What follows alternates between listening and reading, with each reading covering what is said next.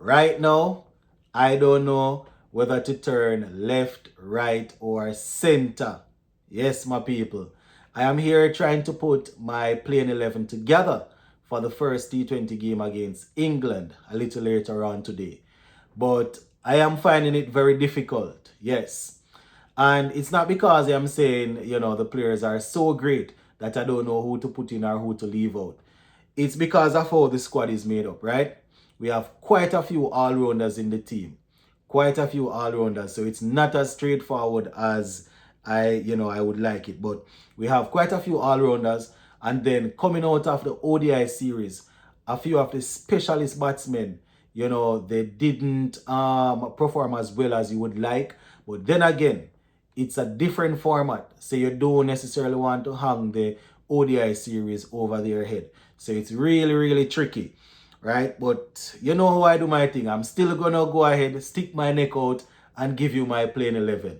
Talking about playing 11, just a quick reminder. This is just me being a regular fan, looking at the squad and saying, these are the 11 players that I would put out there because I believe they would complement each other the best, right?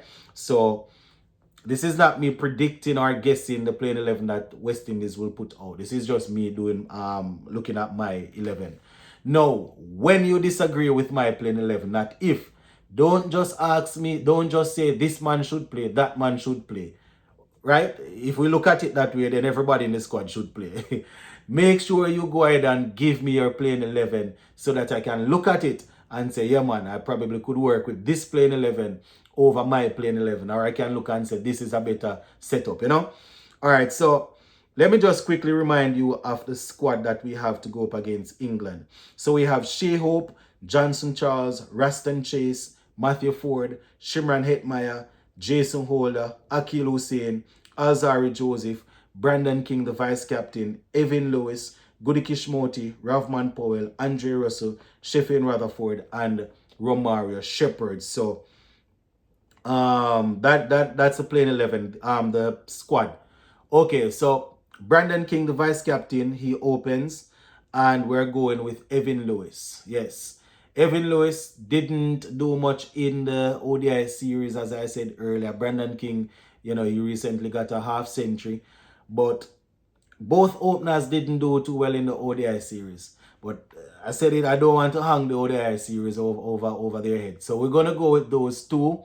Shea Hope, I know most people like to see him opening, especially in T20, right? But we're going to go with Shea Hope at number 3. He will fill that slot left by Nicholas Puran. So Shea Hope will bat at number 3. At number 4, those who have been watching this platform for a little period of time, especially over the last couple of months, you probably would see this one coming. Sheffield Rutherford. Yes, I am giving him some more responsibility. Sheffield Rutherford will bat at number 4 in this team. And based on the amount of power hitters that we have, and a few of them that I'm putting in this team, Sheffield Rutherford, I could use his technique. I can use his technique, and well, we could use his technique and his ability to clear the boundary. So he will come in at number 4 after Shea Hope. Number 5 now is a little bit a toss-up, right? We have Shimran Hetmeyer and Ravman Powell, right? Hetmeyer, as we know, he has been playing as a finisher, right? That is what he has been playing as for a good period of time. Batting at number 6, number 7 in franchise cricket, and also, for the West Indies. So, I don't know if I want to have him very high. Gone are the days when I spend a whole lot of time trying to convince people why Hitmyer should be batting at 4 or 3 or 4 in our team. Those days are behind me, right? If he gets in the playing 11 and he's playing, I want him to score runs. But my days of convincing myself and other people that he should be batting high up the order, those are far gone. Those days are behind me right now, right? So it's a toss-up between him and the former captain. It's very interesting because quite a few people have been saying that, Ravman Powell doesn't get in the team if he's not captain in the team. So, that's another thing. But for this game, I am going with Powell at 4, right? Going with him at 4 at number not 4 at 5. At number 6, we go Andre Russell, right? So we have Russell at 6. At 7, we have the IPL champion, Mr. Romario Shepherd, right? So Romario Shepherd goes at number 7. At number 8, this is where we have another tricky one. I am looking at Moti and I am also looking at Chase. Not necessarily because of the batting, right? I am looking at, Raston Chase. We have played Raston Chase as a batsman. We have played him as a bowler. We have played him as a whole lot of things, right? We saw him in the ODI series, didn't do too well. But one thing is for sure, you will probably get 4